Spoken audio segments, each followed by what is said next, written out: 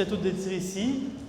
On va voir aujourd'hui les éléments essentiels pour arriver à concrétiser son projet, que ce soit un projet personnel ou professionnel. Déjà, qui a déjà vu un domino tomber? Heureusement que j'ai l'image parce que j'ai pas beaucoup de son.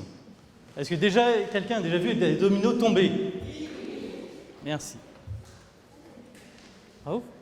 Stop. Donc on va voir la démonstration.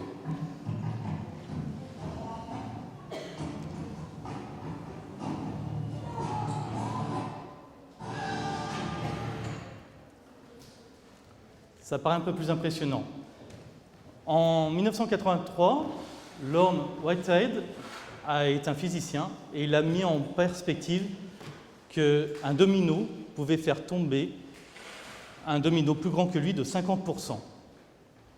Alors à votre avis, comment ça va vous aider vous dans vos projets? Vous pouvez y aller. Quel impact ça peut avoir pour vous?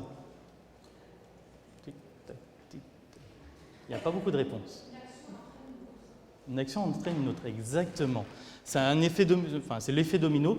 Ça va vous permettre en fait d'avoir un effet qui, dans vos projets, va aller de plus en plus vite et accélérer et donc augmenter votre réussite. Et si on met les dominos, en fait, on s'aperçoit, pour le voir un peu mieux, c'est qu'au bout du 57e domino, si on part d'un vrai petit domino, vous avez un domino qui fait tomber la hauteur de la Lune.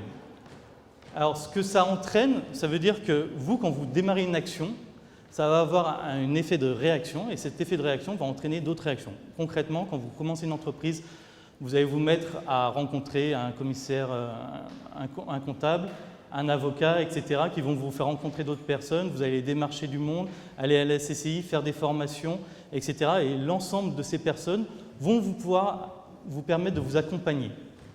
D'accord? Et en constituant ce réseau, en faisant par exemple votre métier, vous allez découvrir des clients qui vont vous amener d'autres clients, etc., etc. Et donc plus vous structurez votre projet de développement avec une vision de long terme, plus ça va vous permettre d'aller loin et haut.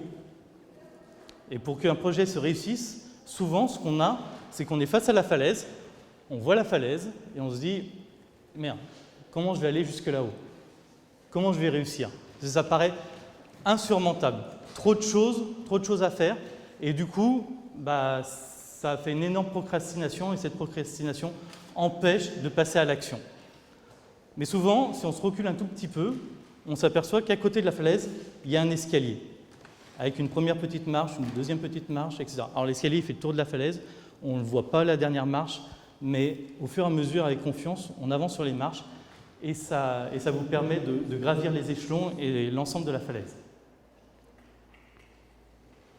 Et donc, quand on programme un projet, qu'il soit professionnel ou personnel, il faut partir de son objectif principal, le détailler en se disant qu'est-ce que je veux aboutir étape après étape, donc décomposer au plus possible pour enfin terminer par la chose essentielle à démarrer.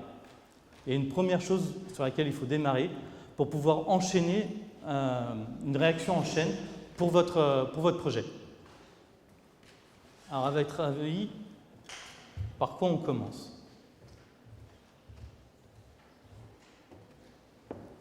Quelle est la chose essentielle pratiquement de tout projet? Je n'ai pas entendu. Le bien définir, exactement, c'est d'avoir une belle vision de ce qu'on veut et se donner le temps. Et pour ça, parce qu'il va falloir entraîner ce qu'on appelle un cercle vertueux. Alors, le cercle vertueux, voilà. Et un cercle vertueux, c'est que plus vous allez faire d'actions, plus vous allez avoir de succès, plus vous allez avoir de succès, plus vous allez réussir. Alors, à votre avis, le cercle vertueux, le momentum, il commence où? Quelle est la première, dans les 4 points, ce qui est essentiel pour réussir et démarrer correctement et réussir? Je n'ai pas entendu? L'action?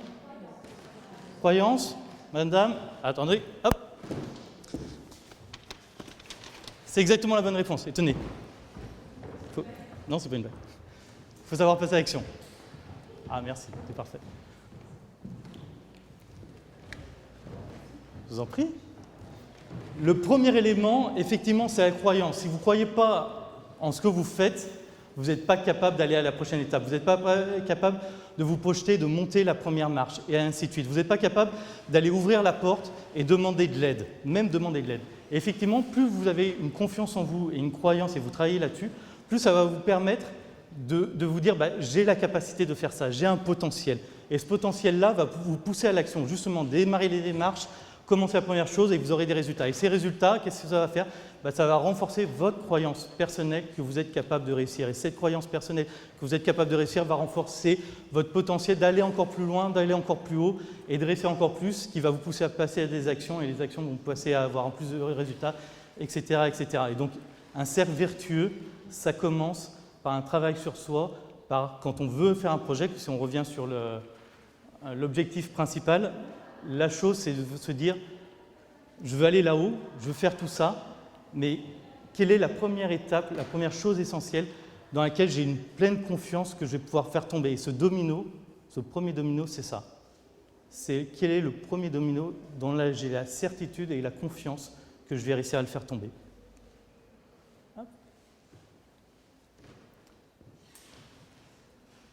Et comme disait Anthony Robbins, la plupart des gens surestiment ce qu'ils peuvent faire en une année et sous-estiment ce qu'ils peuvent faire en une décennie.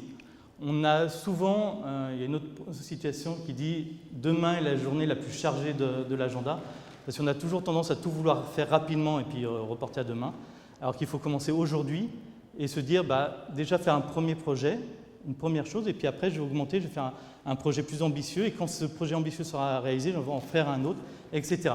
Et plus on a une vision de long terme, plus vous allez voir que ça va aller doucement, enfin ça va aller en progressant et que ça va aller smooth, de manière agréable, voilà, avec facilité, ça va aller de plus en plus facilement. Alors, tac. Parce qu'il faut se rappeler que dans un an, il y a 52 semaines, donc dans 10 ans, il y a 520 semaines. Et donc 3652 jours parce qu'il y a des années bissextiles. Donc plus vous planifiez à l'avance, plus vous avez une vision de long terme, encore une fois, et plus vous commencez à vous dire demain, parce que les 10 ans sont faits de 10 fois, enfin d'une fois, un jour de 365 jours, 3652 jours, excusez-moi. Donc il y a 3652 jours à penser, à voir, et se dire tout ne va pas être fait en un seul jour. Et plus vous avez ça en tête, plus vous avez la capacité de poser les choses, les étapes après étapes, pour réaliser, et plus vous allez réussir vos projets. La plupart du temps, surtout les entrepreneurs qui ont des échecs, c'est parce qu'ils ont voulu tout faire en même temps, et j'en suis un exemple, parce que je l'ai fait plusieurs fois, faire trop vite, et voilà, et pas laisser le temps au temps.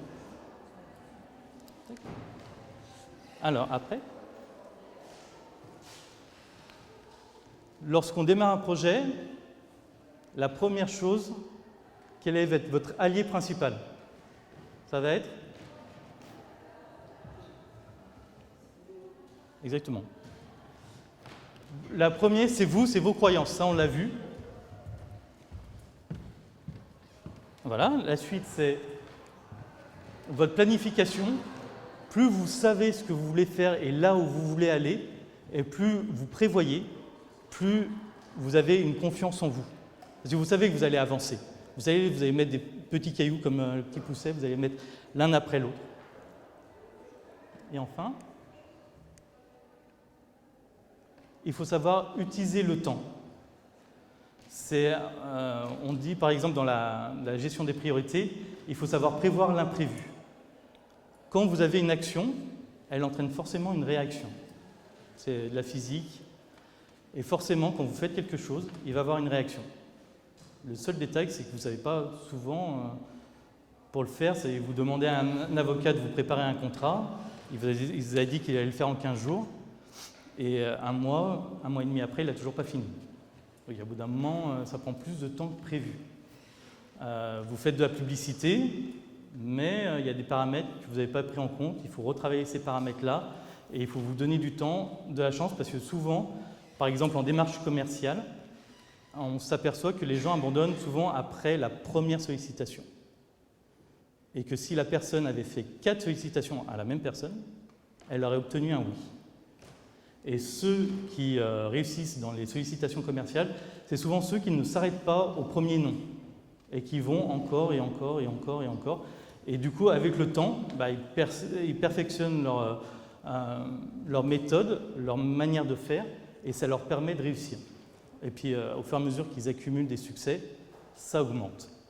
Donc, laissez-vous du temps. N'essayez pas de... Paris, c'est pas construit en un seul jour, comme on dit. Il faut laisser vraiment le temps au temps. Et il y a un dernier élément qui va être... Ils ont mis les animations. Tac. La serendipity. Qui connaît? Magnifique. C'est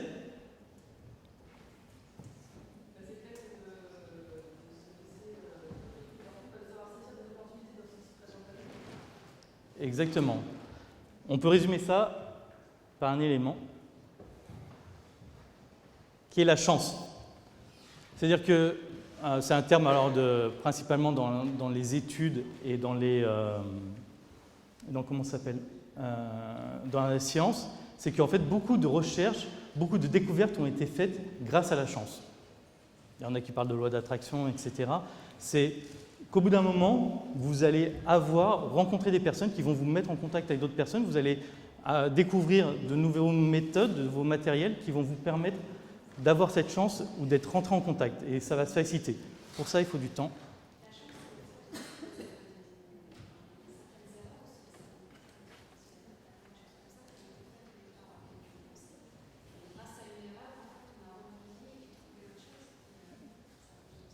Ça compte, oui, comme disait Aznavour, la chance, c'est 99% de travail. C'est ça. Et voilà. Et plus vous préparez, vous allez effectivement vous dire je n'ai pas eu le résultat que j'attendais. Donc, au lieu de vous attaquer sur ce qu'on voyait tout à l'heure, les croyances, il faut vous dire c'est un apprentissage et comment je fais pour surmonter cet échec-là. Et donc, la vraie question, c'est savoir si vous croyez, si vous êtes convaincu même, d'avoir de la chance en vous. Qui pense avoir de la chance ici? Ça reste timide. Donc ceux qui pensent avoir de la chance, je vous invite à regarder sous votre fauteuil, votre siège. À regarder sous votre siège s'il n'y a pas quelque chose.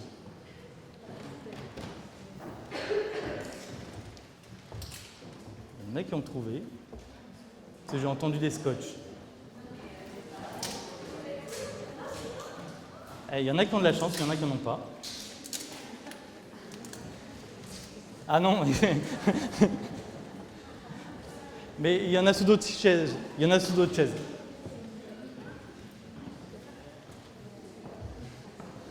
Il n'y en a pas au premier rang? Il n'y en a pas au premier rang? Normalement, il y en a sous... Donc cette chance-là, vous avez une carte chance. Il y a un stand qui est à Affinimo, qui est dans le pôle création d'entreprise. Donc venez tenter, vous aurez peut-être plus de chance. Là, vous avez la carte. Voyons voir ce qu'elle va vous donner, qu'est-ce qu'elle peut vous ouvrir comme porte. C'est facile, il y aura Mathilde sur le stand avec moi pour vous accueillir et voir ce que vous avez gagné, si par chance vous avez pu gagner quelque chose.